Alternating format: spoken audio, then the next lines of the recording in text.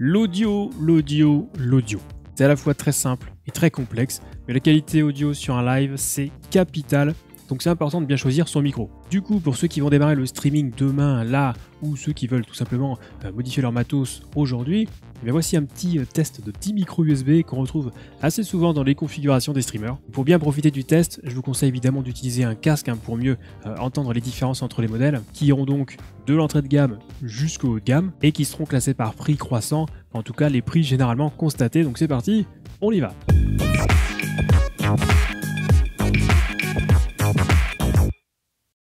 Mais salut YouTube, c'est Tom, votre streamer slash youtubeur slash testeur préféré. Alors je précise que pour les tests, aucun filtre n'a été ajouté ni pendant l'enregistrement ni en post-production.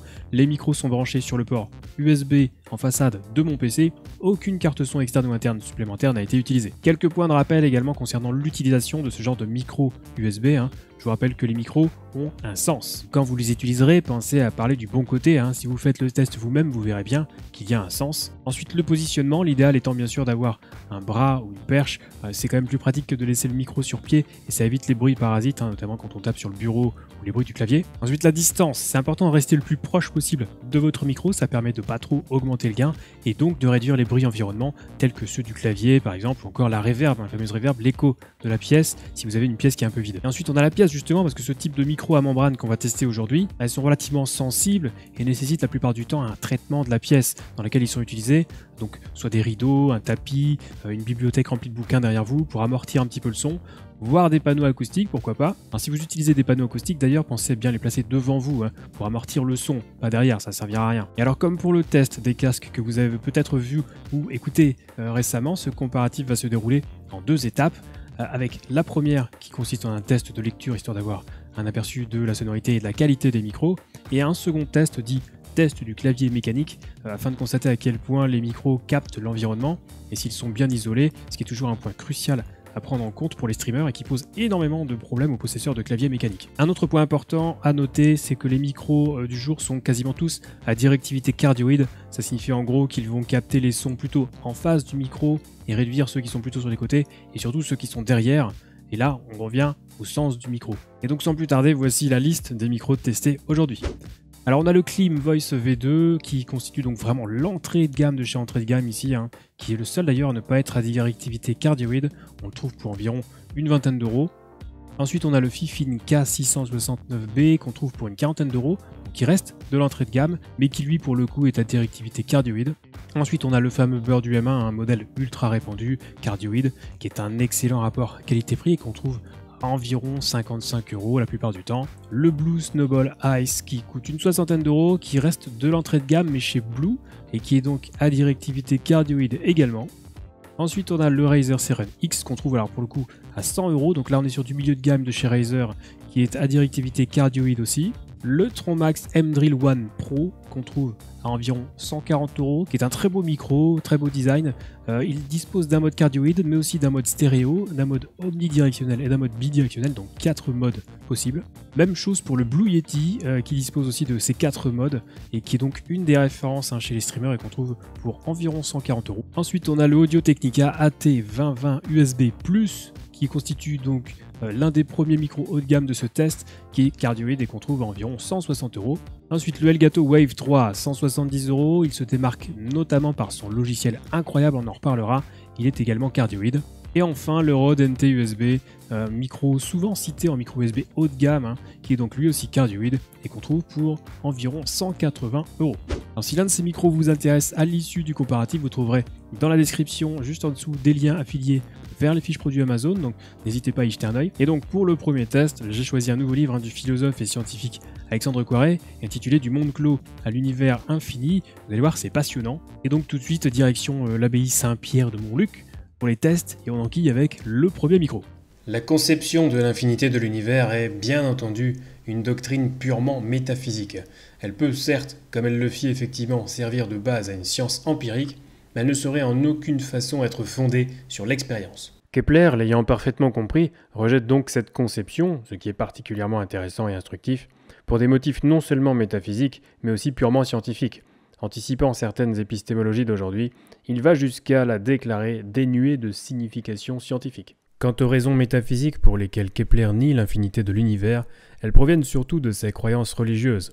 Pour Kepler, chrétien sincère, bien que quelque peu hystérique, le monde est une image de Dieu qui symbolise la Trinité et dont la structure se conforme à un ordre et une harmonie mathématiques. Ordre et harmonie qu'on chercherait en vain dans l'univers infini, donc parfaitement uniforme ou dénué de forme, de Bruno.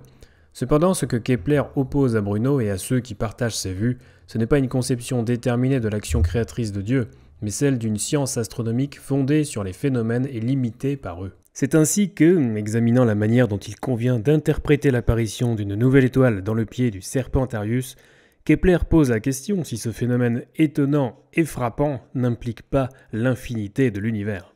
Il ne le pense pas, bien qu'il sache et nous dise qu'il existe une autre secte philosophique dont, pour parler comme le fait injustement d'ailleurs Aristote à propos de la doctrine des Pythagoriciens, reprise récemment par Copernic, les tenants ne raisonnent pas à partir des données des sens, ni n'accordent leurs hypothèses causales avec l'expérience. Au contraire, ils conçoivent précipitamment comme par inspiration et développent, sans sortir de leur esprit, une théorie de la constitution du monde, et aussitôt qu'ils en sont entichés, ils s'y tiennent et n'hésitent pas à faire violence aux faits d'expérience et aux phénomènes de la vie quotidienne pour les faire cadrer dans leurs postulats. Après quoi, revenant sur ses pas, il regagnera les hauteurs infinies, diminuant au fur et à mesure de son éloignement.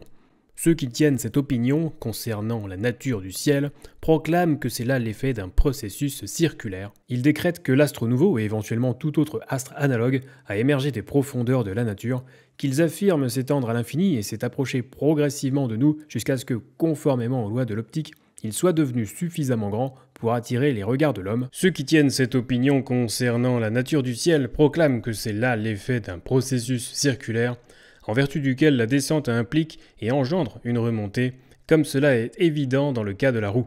Alors on a terminé avec ce premier test, on a déjà peut-être quelques modèles qui se démarquent un petit peu, et du coup on va passer au deuxième test, qui est, je rappelle, le test de réduction de bruit, donc avec un clavier mécanique Corsair K70 bien bruyant à base de switch MX Red. Je reprécise d'ailleurs qu'aucun filtre n'a été ajouté, et on reprend donc les micros dans le même ordre, c'est parti.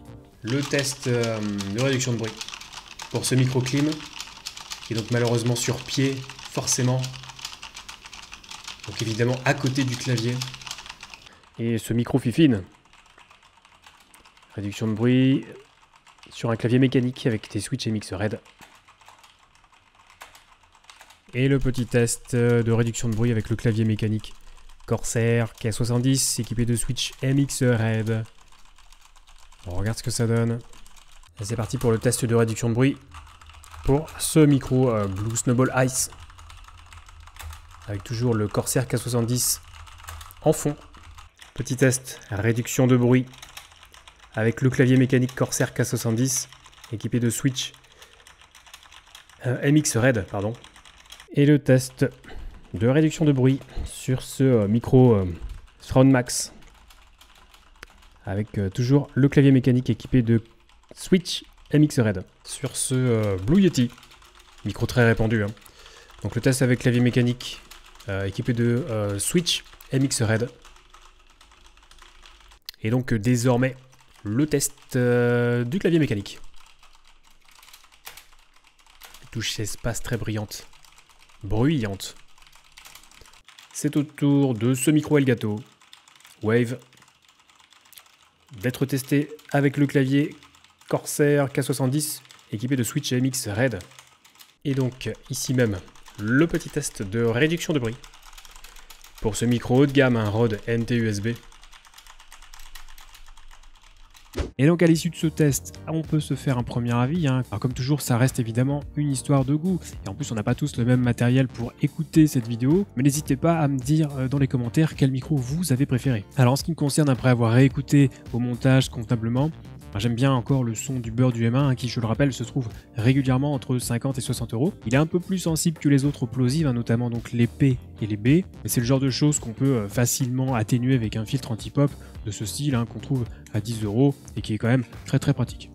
Dans le haut du panier, j'ai apprécié le rendu du Blue Yeti, mais malheureusement gros point faible sur la réduction de bruit. Du coup, si vous êtes streamer et que ce micro vous intéresse, il faudra peut-être mieux privilégier un clavier plus silencieux de type clavier à membrane plutôt qu'un clavier mécanique. Sinon pour le reste, dans le haut de gamme, je trouve pas qu'il y ait vraiment un modèle qui sorte réellement du lot.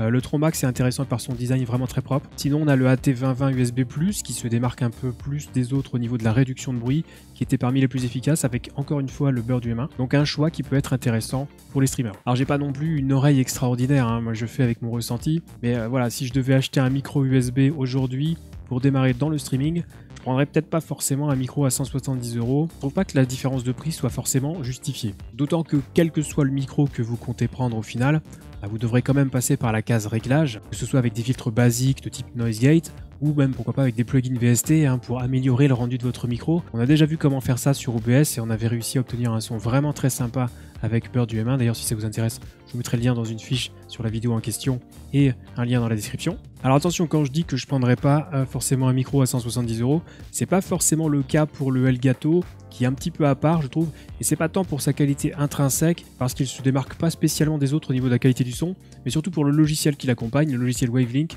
qui est tout simplement énorme. En fait c'est juste une table de mixage virtuelle qui permet de séparer le son du jeu, le son du micro, de Windows, Discord, et qui va tout envoyer séparément dans OBS. Donc si je devais conseiller un micro aujourd'hui, ça serait peut-être bien le Elgato en fait. Et pas forcément un 3 d'ailleurs, hein. Le 1 fait très bien l'affaire et vous fera économiser quelques euros. Et pour ceux qui sont un peu plus limités en budget, écoutez, le beurre du M1 fait encore largement l'affaire aujourd'hui. Et c'est vraiment un très très bon rapport qualité-prix. Alors sinon le gros point négatif qu'on retrouve sur quasiment tous les micros, et c'était prévisible, hein, c'est la réduction de bruit, quasiment inexistante à part pour le Audio Technica peut-être et le Bird, comme je vous le disais juste avant. La frappe sur un clavier mécanique est perceptible quel que soit le micro, et même si on peut trouver des méthodes palliatives du style RTX Voice ou Nvidia Broadcast, le mieux à faire, c'est vraiment si ça vous gêne, c'est encore de changer de clavier pour un clavier à membrane, ou d'investir un petit peu pour faire le traitement de votre pièce d'enregistrement ou de stream. Mais encore une fois, là, il fallait s'y attendre, hein. Avec ce type de micro, il n'y a pas vraiment de surprise ici. En tout cas, c'est la fin de cette vidéo. Si elle vous a plu, n'hésitez pas à laisser un petit pouce bleu, à vous abonner à la chaîne et activer la cloche pour être prévenu dès qu'une nouvelle vidéo sort. Si vous avez des questions concernant le streaming ou le matériel, hein, n'hésitez pas à venir me les poser dès que je suis en live sur Twitch, les lundis, mercredis et vendredis soirs. Et enfin, pour les questions plus techniques, je vous invite à rejoindre le serveur Discord Zero Absolute Gaming. Pensez à bien lire les règles pour avoir accès à tous les salons, notamment la catégorie aide au streaming. Et si vous avez des questions, on essaiera de vous répondre au plus vite. Et qui sait, peut-être qu'en retour, vous aussi vous aiderez vos collègues streamers. Et cette vidéo est désormais terminée. Je vous remercie énormément de l'avoir regardé jusqu'au bout. On se retrouve très vite pour la prochaine. Et d'ici là... Oh, regardez ça, c'est beau ça aussi, ça. Enfin, c'est stylé en tout cas. La première fois que je vois un ange avec un lightsaber. Avec un sabre laser. Incroyable. L'archange Michael serait donc un Jedi. Hallucinant.